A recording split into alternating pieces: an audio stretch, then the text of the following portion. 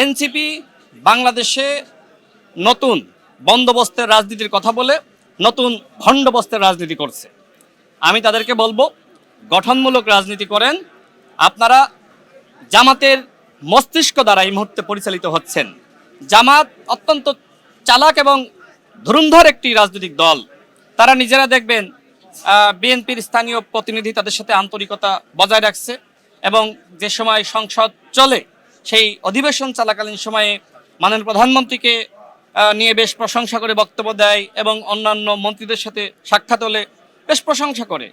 আবার মাঠে গিয়ে দেখি যে তারা গণ অভ্যুত্থানের হুমকি দেয় এবং এমনকি এই এনসিপি নেতৃবৃন্দের মাধ্যমে নানানভাবে মাননীয় প্রধানমন্ত্রীকে এবং আমাদের মন্ত্রীদেরকে গালিগালাজ করাচ্ছে। গোলসেন্স গ্রুপ আপনাকে দিচ্ছে 5 স্টার হোটেল ওনারশিপের সুযোগ। বিস্তারিত জানতে স্ক্রিনে দেওয়া হোয়াটসঅ্যাপ নাম্বারে এখনই কল করুন। দেখেন, এনসিপি বর্তমানে যা করছে এগুলো জামাতের পরামর্শই করছে। এই জন্য জামাত এবং এনসিপিকে বলবো, যদি এইভাবে আপনারা রাজনৈতিক পরিবেশকে নষ্ট করেন তাহলে কিন্তু তার উত্তম জবাব দেওয়ার জন্য আমরাও প্রস্তুত আছি। আপনারা সরকারের নির্বাচিত মন্ত্রীদেরকে আপনারা গালিগালাজ করবেন আর বলবেন যে আমরা কিছু বলতে পারবো না, এটা তো ভাই হয় না।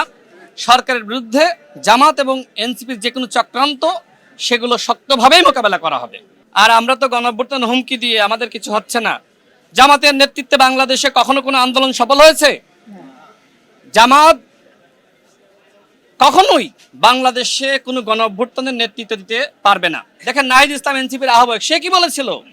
জামাতের নেতৃত্বকে দেশের মানুষ গ্রহণ করবে না। আমি এতটুকু স্পষ্ট করতে চাই, জামাত এবং এনসিপির নেতৃত্বে বাংলাদেশে আর কোনো গণঅভ্যুত্থান হবে না।